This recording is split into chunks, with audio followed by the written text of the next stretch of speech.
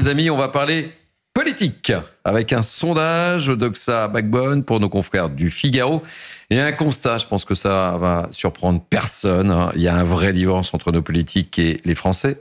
Étonnant, non? Incroyable. Sondage, je vous ai sorti ce chiffre, 85% des Français considèrent que leur vote n'a pas été respecté après la dissolution. Ça ne surprendra personne. Explication, Augustin Donadieu. Et je vous attends, mes amis. J'attends vos analyses. Les Français, plus que jamais défiants à l'égard des partis politiques, c'est l'enseignement de la dernière étude de Doxa Backbone pour le Figaro. 82% des sondés ont une mauvaise opinion des appareils partisans qui sont jugés ni honnêtes pour 90% des sondés, ni crédibles pour 85% de ces derniers. Pour preuve de ce désamour pour les mouvements politiques, 33% des Français se considèrent sans proximité partisane. La rupture de confiance dans la démocratie représentative est encore plus flagrante depuis la nomination de Michel Barnier. 84% des Français estiment en effet que le président n'a pas respecté leur vote en nommant un Premier ministre issu des Républicains. Un Premier ministre que 85% des citoyens considèrent éloigné de leurs préoccupations et de leur quotidien. Face à ce constat amer, Emmanuel Macron pourrait consulter les Français par référendum. Ils sont 71% à le souhaiter. Bon les amis, j'ai envie de tous vous entendre sur ce sondage qui est pas une grosse surprise, on va pas se mentir, Véronique Jacquier. Hein. Non, bien entendu. Quand on sème, on récolte et on paie cash. Non, mais il y a une dislocation depuis la dissolution, il y a un désenchantement total puisqu'il y a eu une énorme mobilisation lors des élections législatives et lors des élections européennes juste auparavant, et que les Français disent mais finalement tout ça pour ça, ça pour voir la même présidente de l'Assemblée nationale au perchoir, tout ça pour voir les postes distribués parfois on ne sait trop comment au bureau de l'Assemblée, même s'il y a des logiques. Bon, mais enfin pour le citoyen lambda, tout cela paraît bien compliqué, ça paraît de la tambouille qui ne donne rien de bien concret. Ce qui me marque surtout, c'est que il y a forcément un essoufflement du pouvoir. Hein, c'est le deuxième mandat d'Emmanuel Macron, donc cela en rajoute une couche. Il y a le fait que on est au bout du cycle de ce qu'on pouvait espérer du nouveau monde. Alors moi, il y a bien longtemps que je n'espère rien du nouveau monde, mais le nouveau monde avec lequel Emmanuel Macron a fait rêver en 2017, on se rend bien compte qu'on arrive au bout du bout, puisque les Français se rendent compte qu'ils ont affaire à des technocrates et non plus à des élus de terrain, qui n'ont pas l'ambition de changer leur vie, mais au moins de l'améliorer. Hein, ça sert à ça la politique, ça sert à régenter la vie de la cité. Alors dans le sondage, il y a un gros désenchantement pour les partis politiques. Ça c'est intéressant parce que c'est pas nouveau, mais c'est de pire en pire pour trois raisons. La première, c'est que les partis politiques ne produisent plus d'idées. Et donc les Français se disent mais où va-t-on, puisqu'on n'a plus même de nouvelles générations politiques, de jeunes adhérents tout simplement, qui portent des projets, qui portent des idées. Donc où va-t-on si on n'a plus une jeune génération qui se prépare à prendre les commandes mais sans produire quoi que ce soit. Il n'y a plus d'incarnation, ou pas suffisamment d'incarnation forte pour prendre un leadership. Ça aussi c'est quand même très inquiétant. Et puis la force des réseaux sociaux vient bousculer tout cela.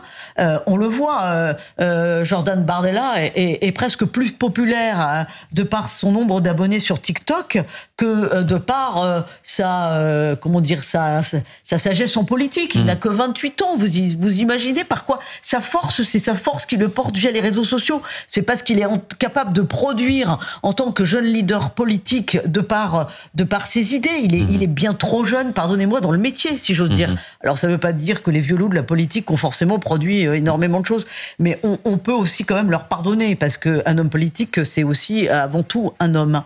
Alors, vous parlez il n'y a plus d'incarnation. Je vais vous faire écouter Michel Barnier, qui fait partie de l'ancienne génération. Ouais, j'espère qu'il ne m'en voudra pas, mais bon, voilà. Il fait partie d'une autre époque. Hein, vous allez comprendre aisément. Écoutez ce qu'il dit sur les politiques et on poursuit le débat. Écoutez bien, parce que je trouve que c'est important. D'abord, moi, je suis un homme politique depuis assez longtemps. Pour moi, c'est un honneur de faire de la politique. Et on ne fait pas de la politique si on n'aime pas les gens. Voilà.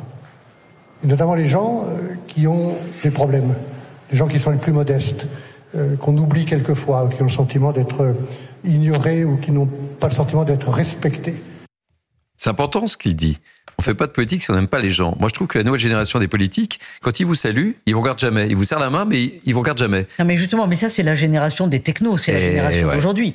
Mais moi, j'ai accompagné André Jacques Chirac en campagne. Il allait, il serrait les mains, il regardait les gens dans les yeux. Non, mais il y a une catégorie d'hommes politiques qui pratiquaient cette politique de terrain. Non, mais non seulement il faut aimer les gens, mais il faut aimer passer du temps avec eux. Ça veut dire que vous êtes sur le pont le week-end, ça veut dire que vous êtes sur le pont dans vos permanences. C'est pas 8 heures, ça veut dire que parfois 14 heures, dans vos permanences, moi j'ai connu des députés comme cela, qui avaient des boîtes de conserve parce qu'ils savaient que des mamans allaient venir les voir pour leur demander un logement social ou autre et qu'il fallait leur donner à manger parce qu'elles n'avaient pas tout à la maison. Ça existe encore des maires comme ça, des politiques, des élus comme cela. En règle générale, ce sont les plus humbles. Ils ne la ramènent pas. Et vous avez pas remarqué ça? Ce sont ces politiques. Un homme politique aujourd'hui, il vous regarde jamais. Il vous serre la main, il s'en va. Il y en a. Il y en a, mais les maires quand même. Les maires. Mais autrement, je parle des cadres politiques.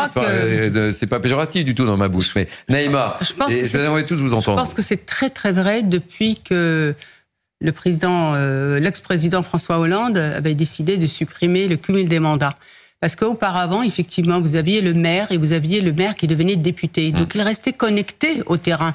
Il restait dans sa mairie. Il restait à voir ses administrés et à avoir la température du terrain. Ouais. Et il pouvait faire remonter cette température du terrain au niveau de l'Assemblée nationale. Donc c'est ça qui était important.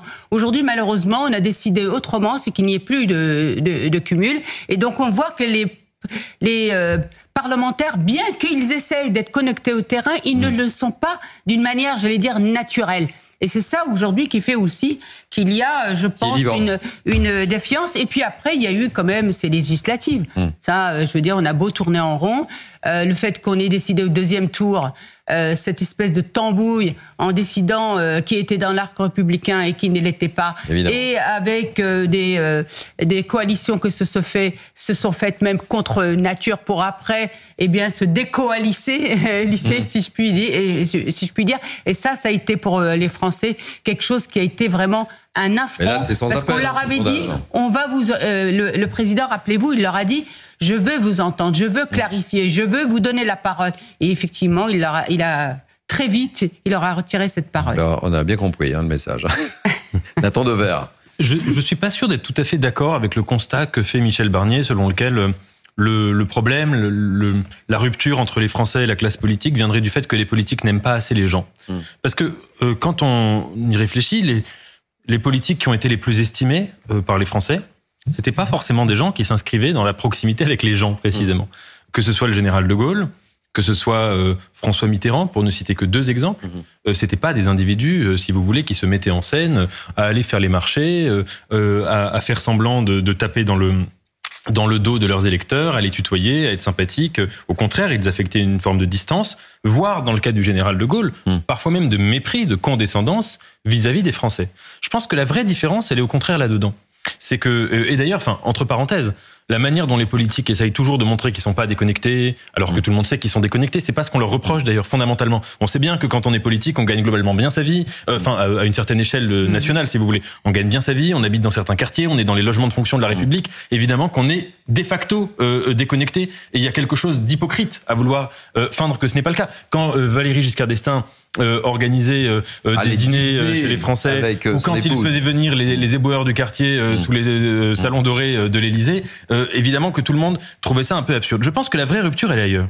Elle est dans le fait que pendant longtemps, on a estimé, dans l'histoire de la Ve République en tout cas, que les politiques, c'était avant tout des intellectuels et des gens qui avaient une vision de la France. Le général de Gaulle, il est devenu politique en écrivant des livres, et des livres qui sont loin d'être ce qu'on appelle aujourd'hui des livres politiques. Aujourd'hui, un livre politique, c'est un livre qu'un politique n'écrit pas, qui donne à une plume, qu'il lit même pas parfois, et il sait à peine ce qu'il y a écrit dedans, il en connaît juste le pitch. Les vrais politiques, c'était des intellectuels, initialement.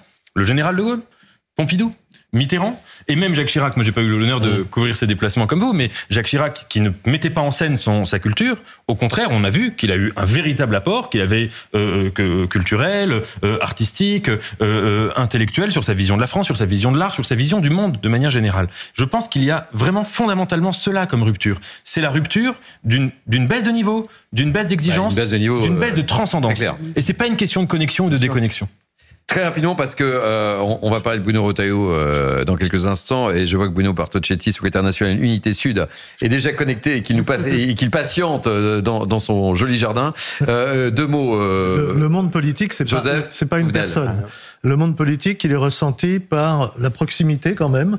Et tant qu'il y avait des députés qui étaient maires, il y avait cette proximité du quotidien. Et donc là, il y a eu une rupture, ce que disait Neïma à juste titre.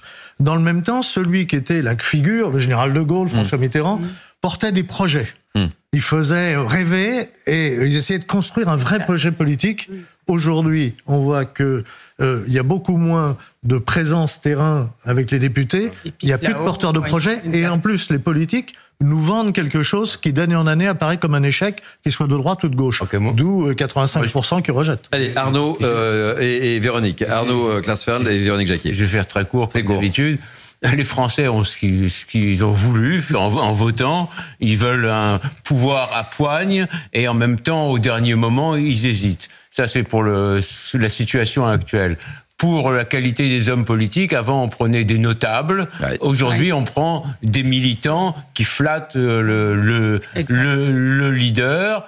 Et sur le fait que les politiques aiment le peuple, je suis pas toujours sûr. Il y avait de très bons hommes politiques sous la Troisième République. Ça les a pas empêchés d'envoyer des millions d'hommes dans les tranchées et mourir pour une guerre qui aurait dû être évitée.